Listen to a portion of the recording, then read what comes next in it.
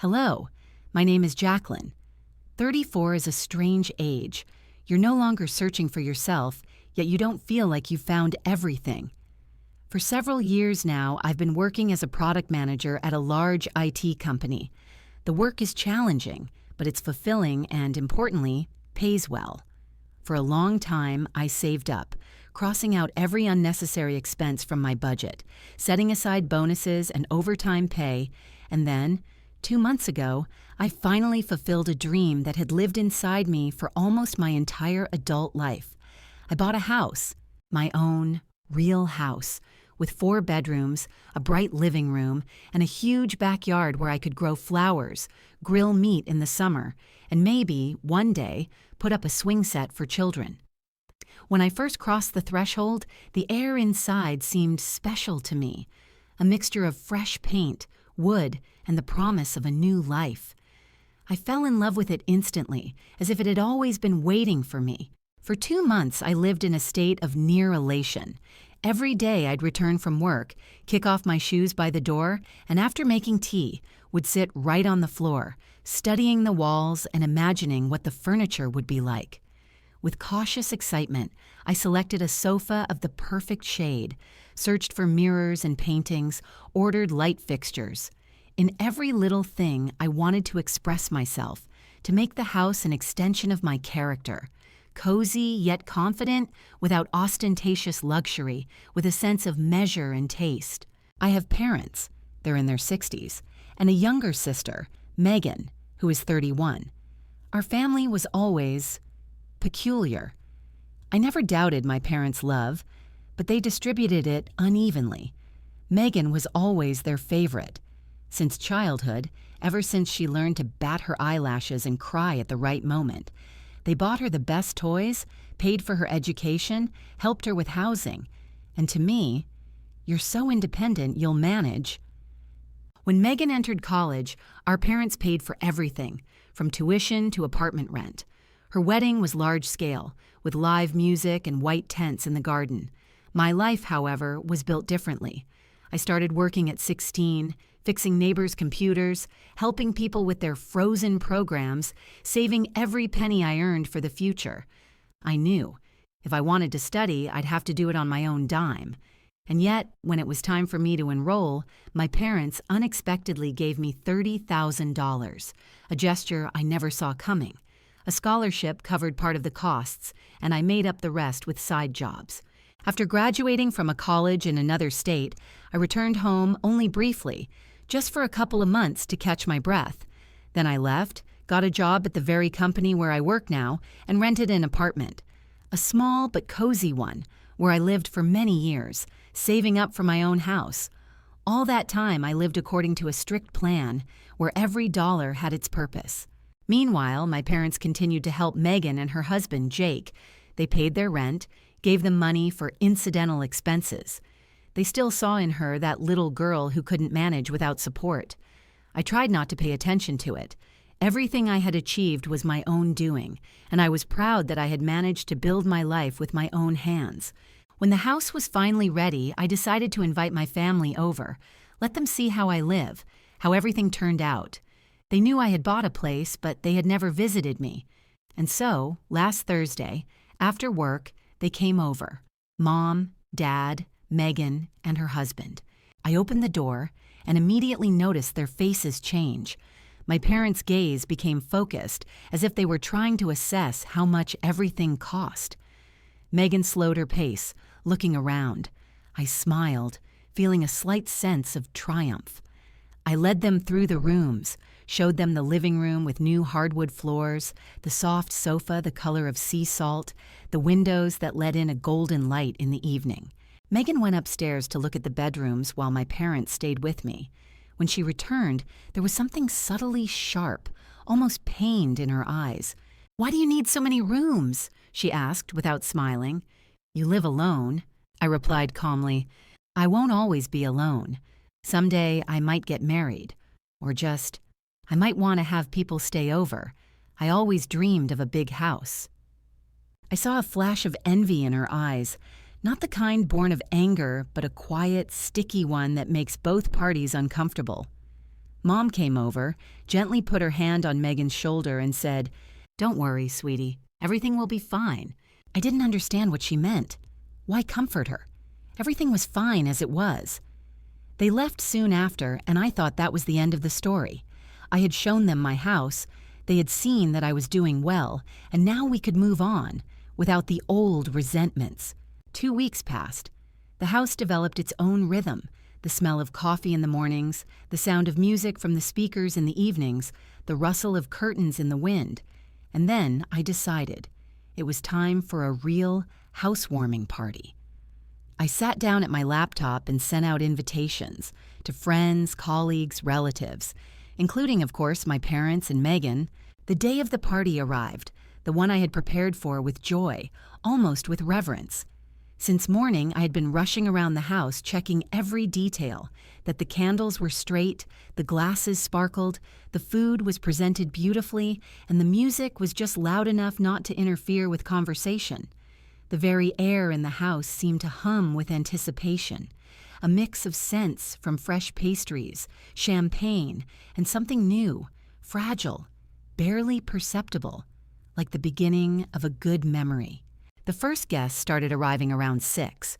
My colleagues from the office came, a few old friends from college, neighbors from across the street. Laughter, the clinking of dishes, the gentle murmur of conversation filled the rooms. The house seemed to come alive, to stretch its shoulders, to take in the movement and light. I moved from group to group, greeted everyone, thanked them for the gifts, smiled, caught sincere glances and compliments. It seemed like everything had finally fallen into place. Me, my house, people who were genuinely happy for me. But some guests were still missing, my parents and Megan. I checked my phone every 10 minutes, convincing myself they were just running late.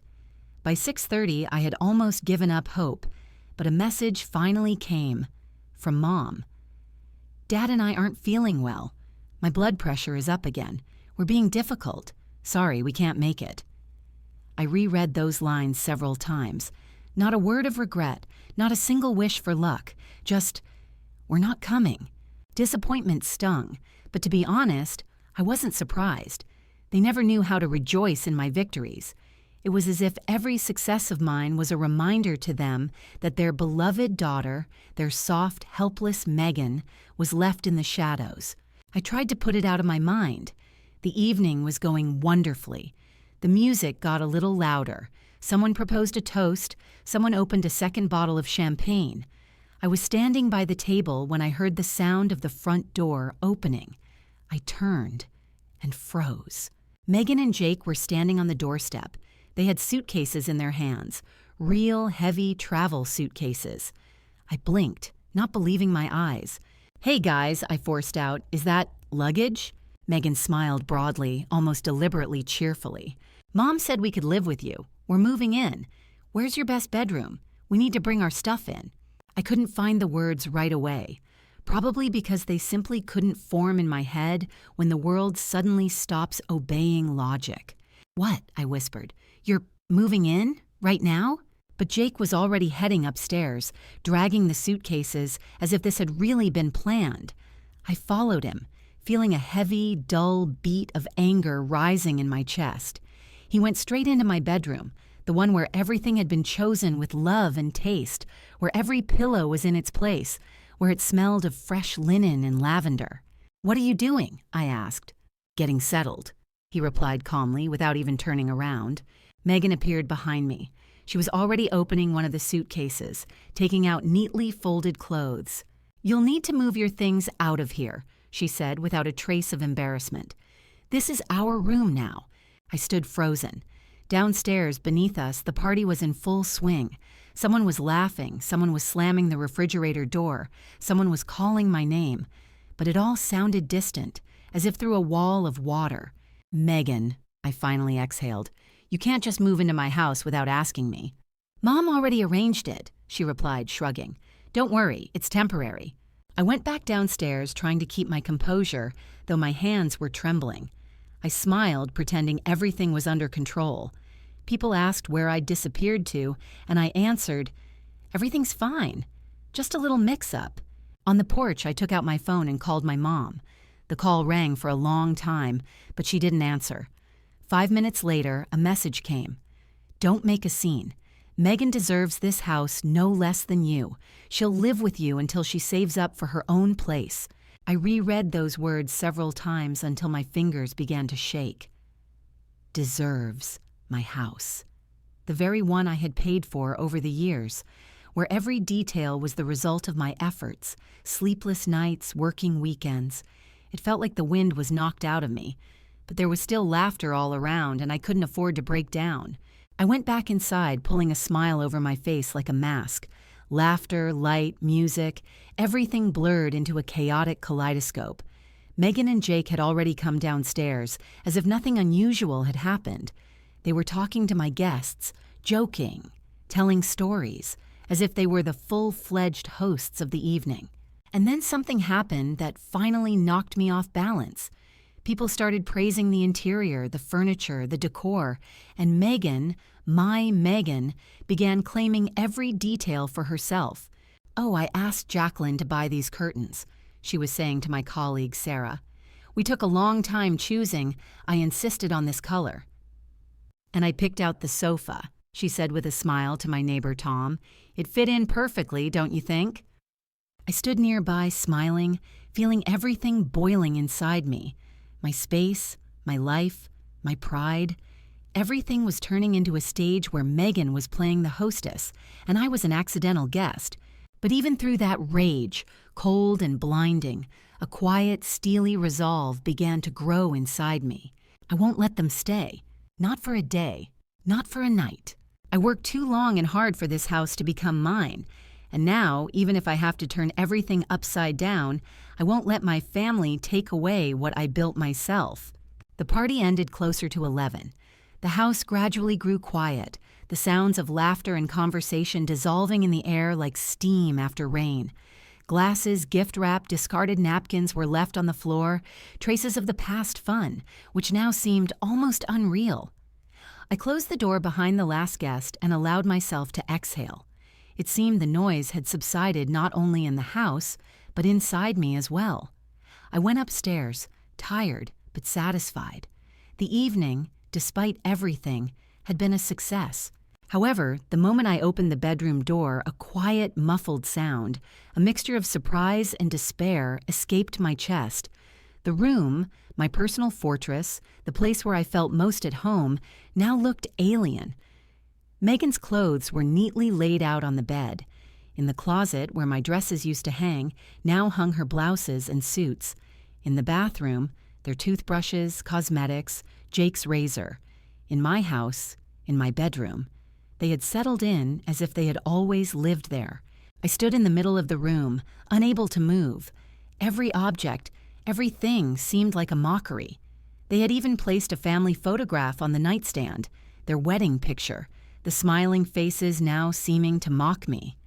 That night, I barely slept a wink. I lay on the sofa in the living room, staring at the ceiling, listening to the door softly closing and the floor creaking upstairs. My thoughts were tangled, returning to the same thing. How did it come to this? I remembered childhood, how Megan always got the best, and how I learned to be content with the leftovers. My parents called it fairness, saying the older one should yield to the younger. But now that I had finally built my life, they decided my house should be given away too, as if I weren't a person, but just a convenient older sister from whom anything could be taken.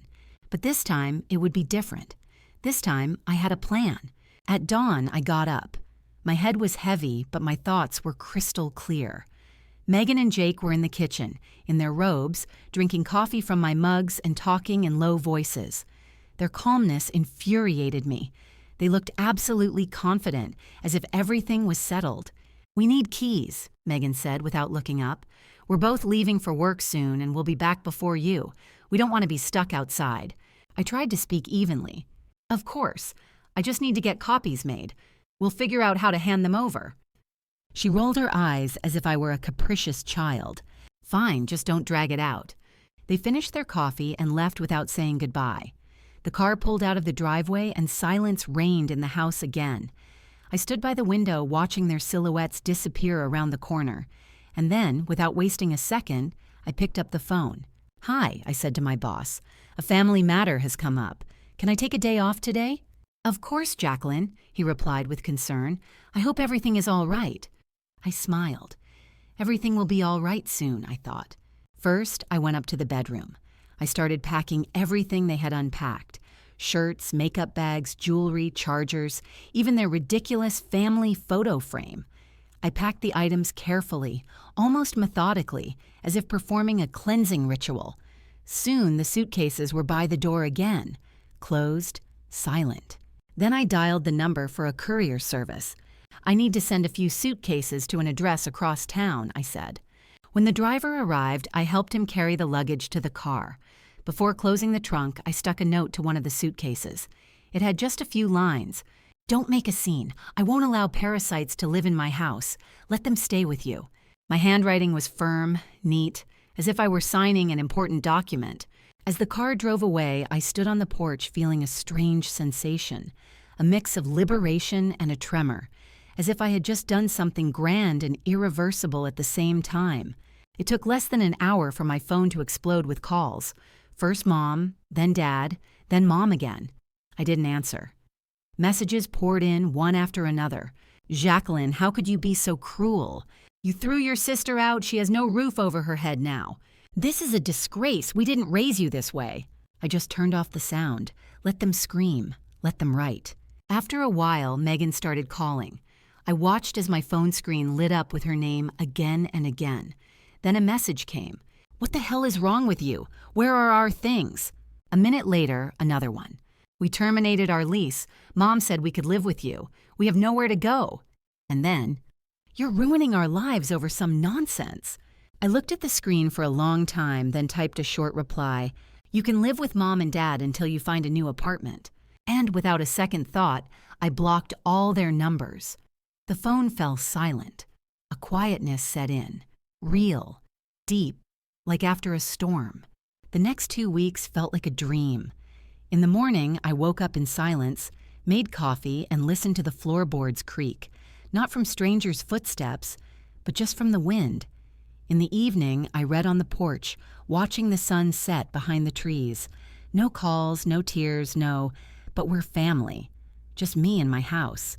Finally, mine. Without invasions, without blackmail, without fake smiles. Every corner reminded me that my patience and work had not been in vain. No one was appropriating my successes or filling my space anymore. The house breathed with me, calmly and confidently, and for the first time in a long time, I felt, this is the life I deserve. And then a letter arrived that sent an icy chill down my spine. It lay on the doormat, a thick envelope with the official logo of a law firm. I opened it mechanically, thinking it might be something work-related or about taxes. But when my eyes caught the first lines, my breath caught. The letter was from a lawyer whose name I'd never heard. He was representing my parents. In dry, emotionless language, it stated that my parents intended to sue me. They demanded that I either allow Megan and her husband to return to my house or repay them the $30,000 provided for tuition. I reread that paragraph 3 times, trying to comprehend. Were my parents really suing their own daughter because I didn't want to let my adult sister, who tried to push me out, live in my own house? I stood in the middle of the kitchen, clutching the sheets of paper until my fingers turned white. It all sounded like a bad joke, but no one was joking here. My first thought was that it might be some misunderstanding, or maybe someone had put them up to it. But no, the style of the letter was too specific, too precise. And at the bottom were signatures. Official, real. I tried to remember. Had it ever been mentioned that this money was a loan? No. My parents had simply given it to me back then, before I started college, saying, "This is for your education." No contracts, no receipts, no conditions. They were even proud of it, recalling later, "We helped you get started." And now, years later, they were using that same gesture of generosity as a weapon. I needed to understand if they had any legal grounds at all. And I knew the one person who could shed light on this, Aunt Patricia, my father's sister. She always knew all the family affairs, even those the others preferred to keep quiet about. I dialed her number.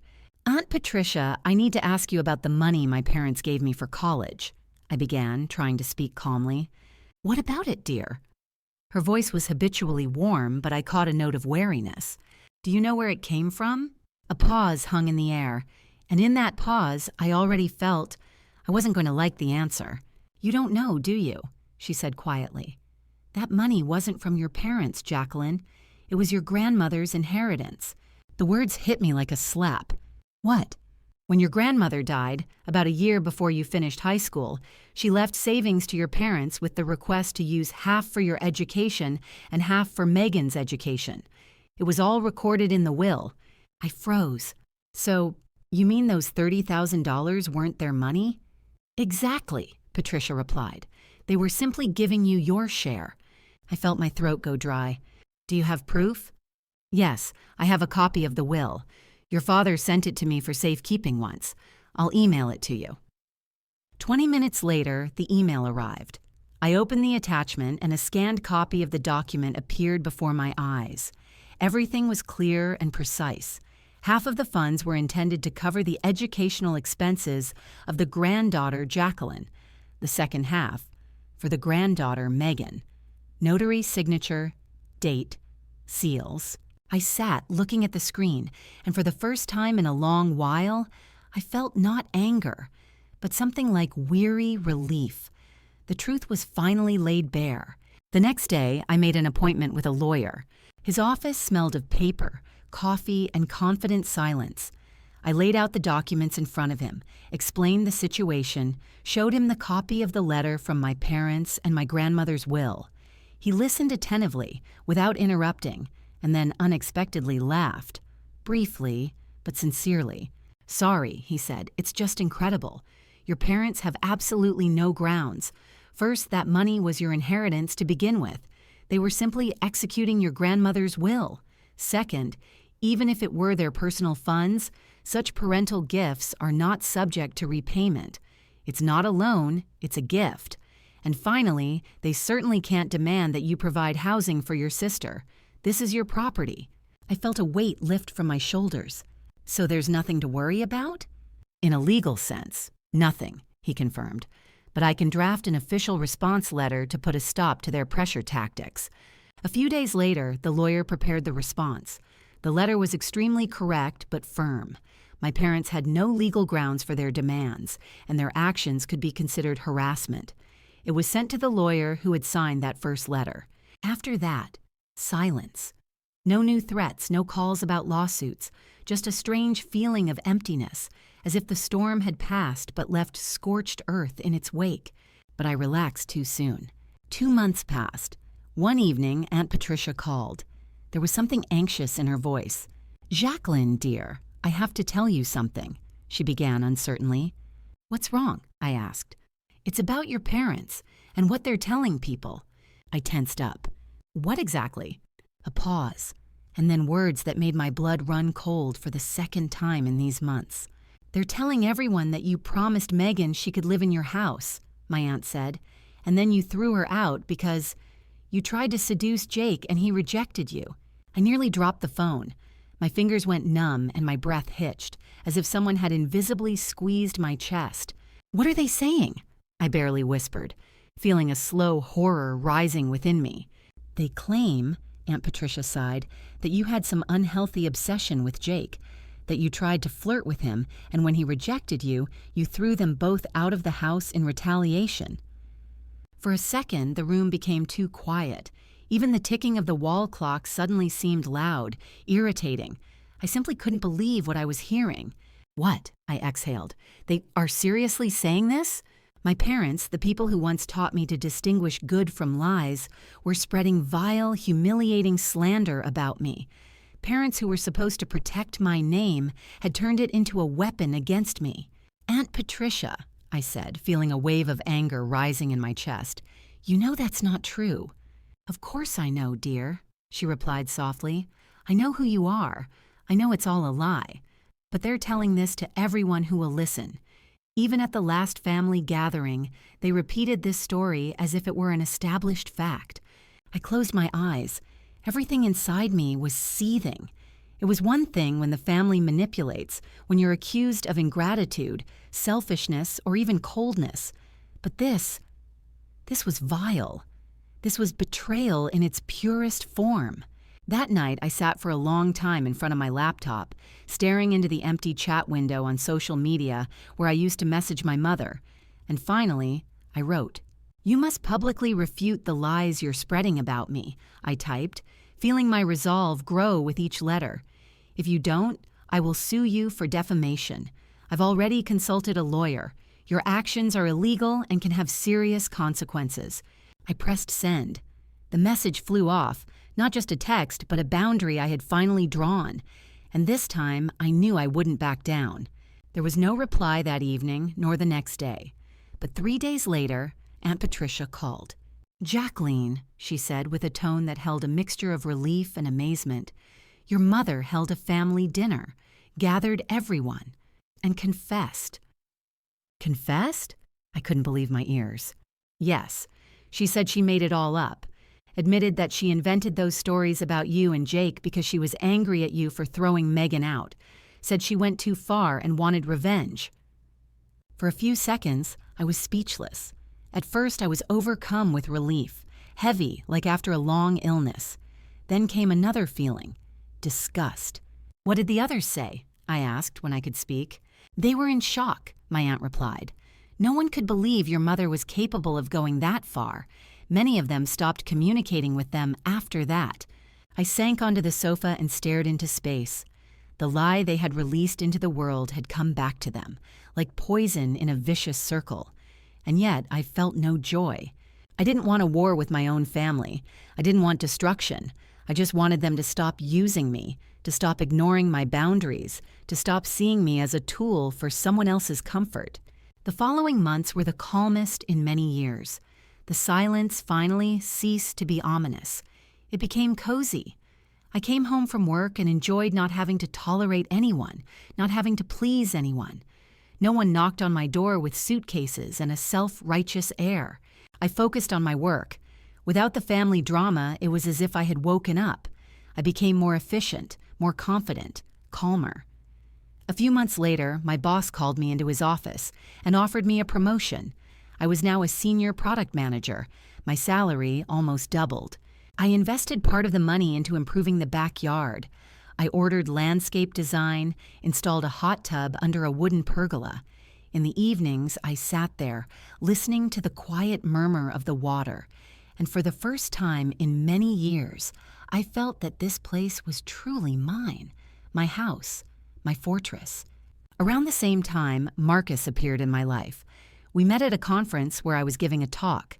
He came up after the presentation to ask a question, and the conversation somehow naturally turned into a walk through the evening city. Tall, calm, with that rare type of confidence that doesn't press down but calms. We started dating.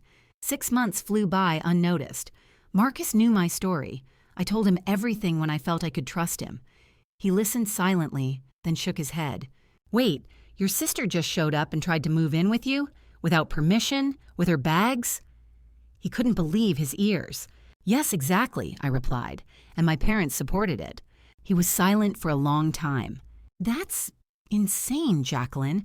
I can't imagine my family doing anything like that." There was no judgment in his voice, only genuine bewilderment, and I suddenly realized how distorted my view of normal family relations had been. We'd been dating for 6 months when I decided to celebrate my birthday. For the first time in a long time, without anxiety, without hidden conflicts. This time, I wanted to throw the party myself. I invited friends, colleagues, and those relatives who hadn't turned away from me after the whole story. Aunt Patricia came, in a bright scarf, as always, smiling and energetic. With her were 2 cousins I hadn't spoken to in years, until they learned the truth. The evening was filled with laughter, the warm light of string lights, the aroma of fresh baking, and quiet conversations where I didn't have to choose my words carefully. For the first time in my adult life, I felt that I truly had a family. Not by blood, by choice. People who respect, listen, value. And sitting at the long table, looking at the faces of those who had stayed by my side, I felt for the first time. Perhaps a new chapter of my life was beginning now. During the party, while the house was buzzing with voices and the backyard twinkled with fairy lights, my cousin Peyton came up to me.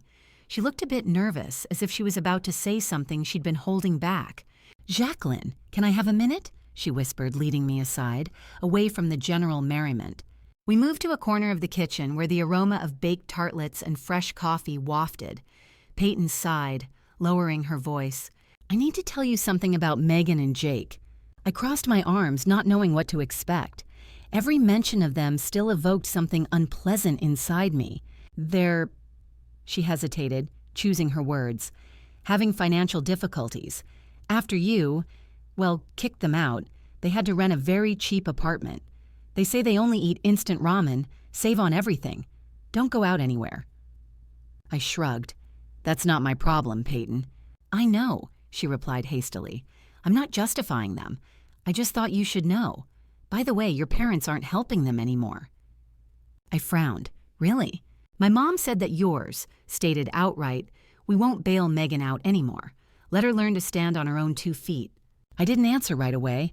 A strange feeling stirred inside, a mixture of bitterness, surprise, and quiet irony. It took my parents all these years to understand that indulgence destroys a person.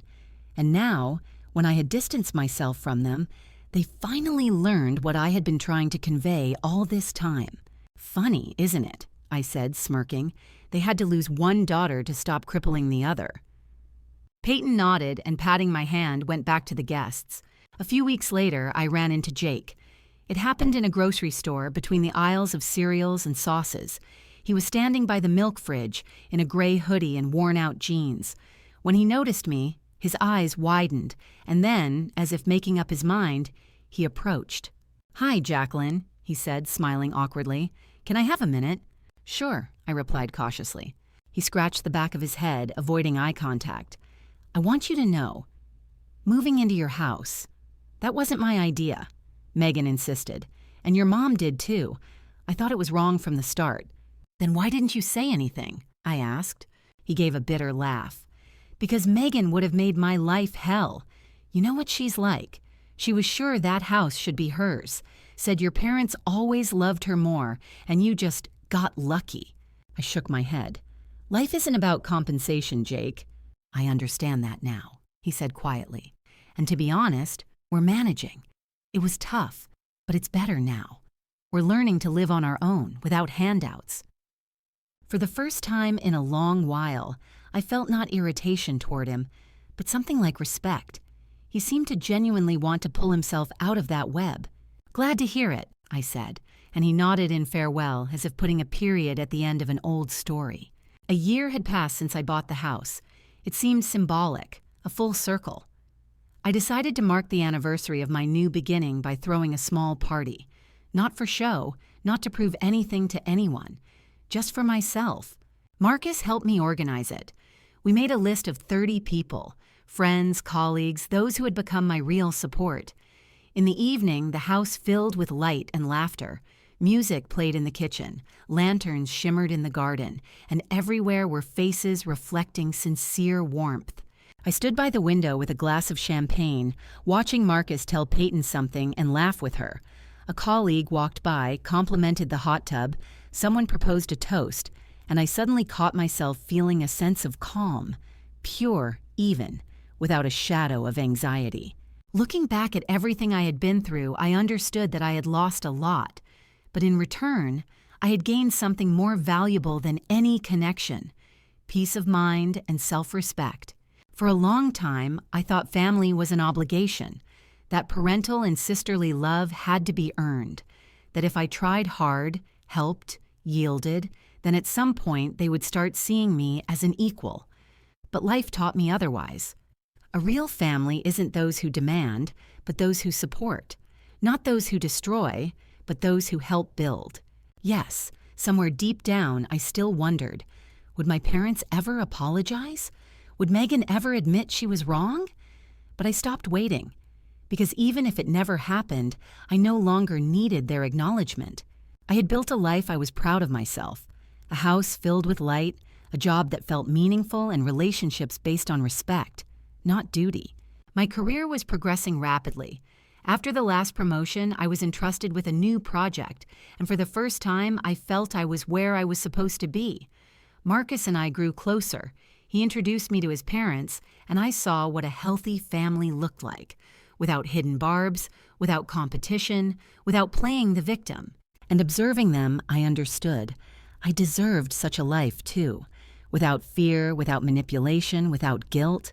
Now, if someone tries to cross my boundaries, I know how to say no, calmly, firmly, without excuses, because kindness does not equal weakness, and taking care of yourself is not selfishness, but maturity.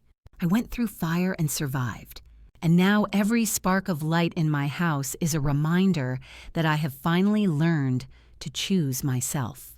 2 years had passed since the whole story with my family finally subsided, and life took on a different rhythm, steady, confident, with a warm hue of peace that I had always lacked. The house, which had once been the center of conflict, became for me not just a place to live, but a fortress built with my own hands. Every room reminded me that I had endured, that I had managed to build a life without lies and pressure. Marcus and I got engaged 6 months ago. It happened on a quiet evening.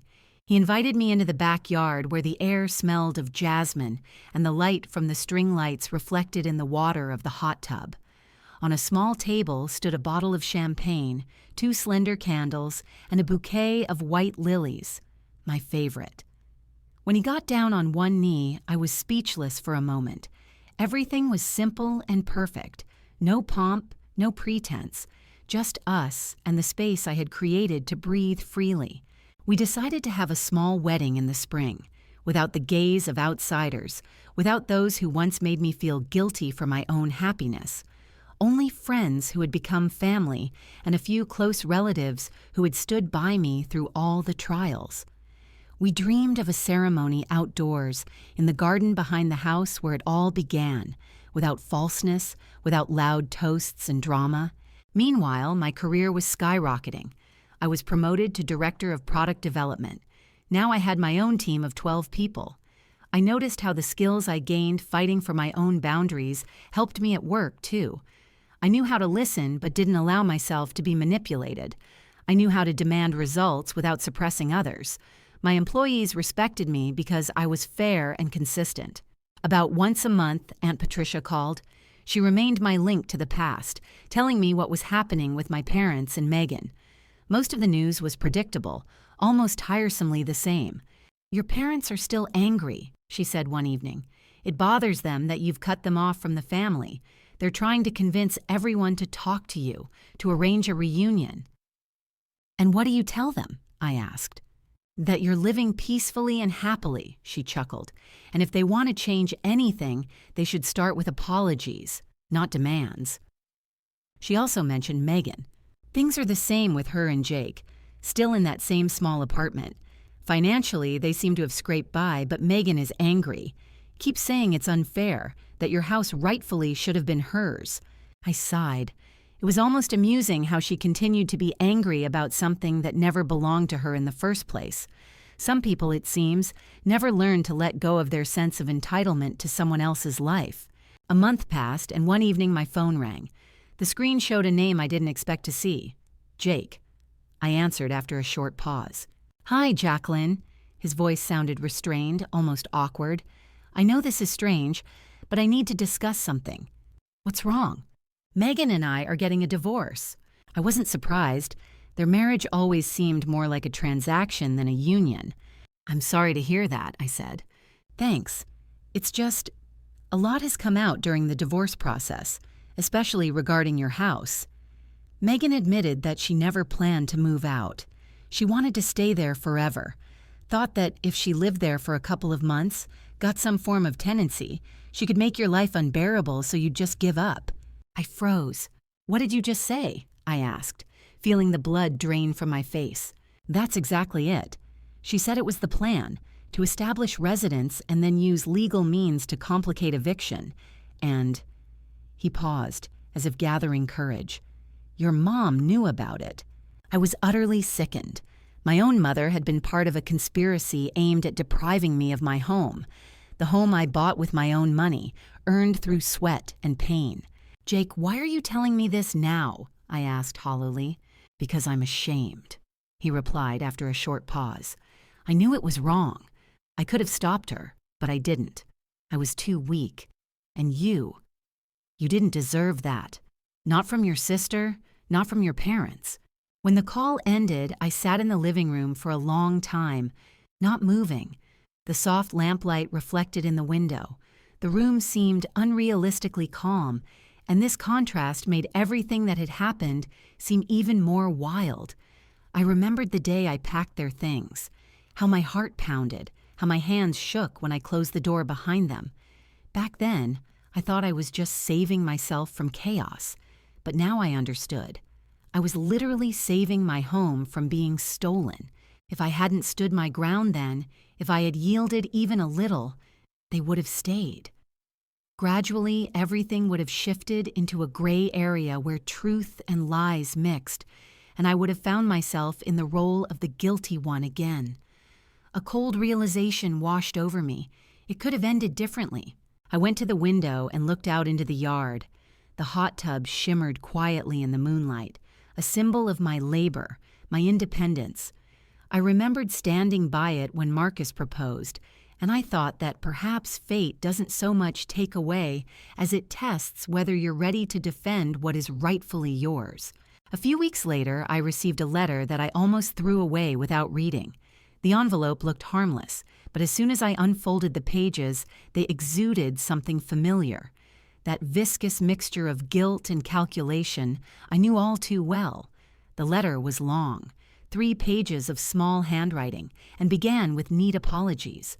Mom wrote that she was wrong, that she had supported Megan, that she had believed false feelings of resentment, that she had allowed anger and pride to destroy the family.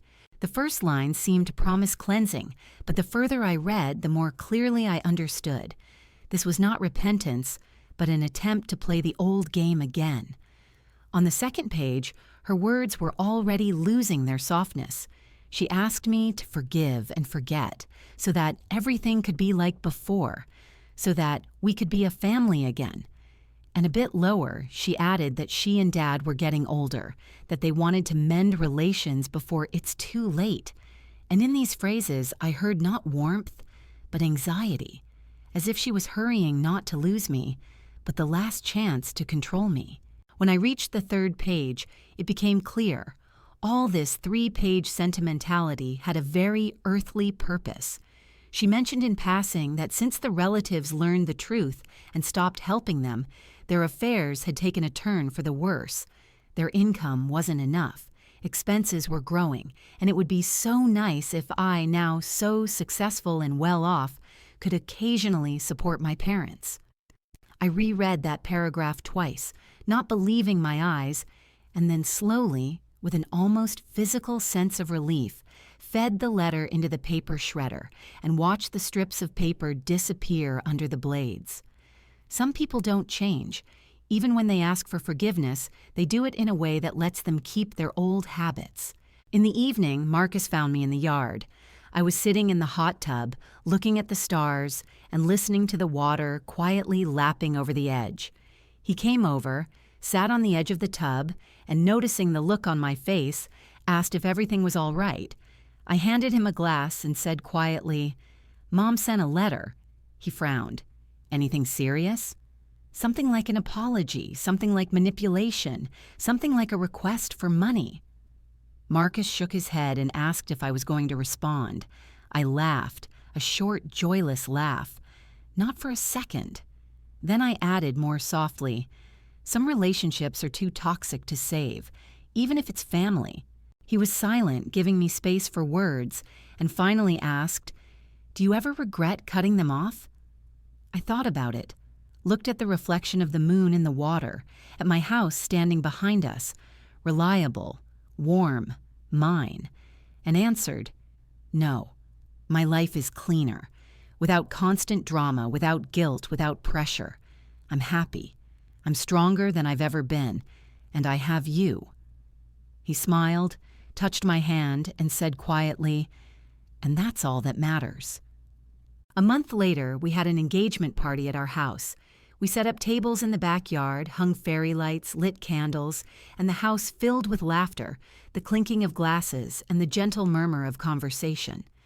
About 50 people came, friends, colleagues, a few distant relatives, who after the whole story with my parents had decided to stay closer to me. Among them was Peyton, my cousin, who at one point stood up from her seat, holding a glass, and proposed a toast that made my eyes sting. To Jacqueline, who taught us that family isn't those who demand your love, but those who earn it. Family isn't just blood, it's the people who rejoice in your victories, respect your boundaries, and support your dreams. We are proud to be part of your family. I looked around at them all, the smiles, the sincere gazes, the people who had come not out of a sense of duty, but out of love, and felt that rare, deep gratitude that needs no words. I had lost my parents and sister, but I had gained something far more valuable: peace, confidence, self-respect. The house around us was living proof that I was capable of creating happiness with my own hands. Every room held my breath, every corner, a memory of the path I had traveled. The backyard, illuminated by fairy lights, seemed like a stage where I could finally be myself, without fear, without shame, without the need to justify myself. And all of this is mine: my life, my home, my choice, my strength. I realized that the ability to say no is not coldness, but a form of self-love, that boundaries are not walls, but doors through which only those who come with good intentions may enter. And that kindness does not make a person weak, nor does independence turn them into an egoist. It is simply a manifestation of maturity. Those who perceive it otherwise do not deserve a place beside you. When Marcus and I started planning the wedding, I felt not anxiety, but a calm joy. Everything that came before, the mistakes, the losses, the pain, had become the foundation. I thanked fate for every difficult lesson because I now knew nothing passes without a trace. My family tried to take advantage of my softness, but in the end they tempered me. My mother wanted to control me, but inadvertently taught me to defend myself. I was building a life where love and respect are mutual, where success is honestly earned, where there is no place for lies and blackmail. And now, looking to the future, I knew one thing: no one, not family, nor anyone else, would ever take that away from me again.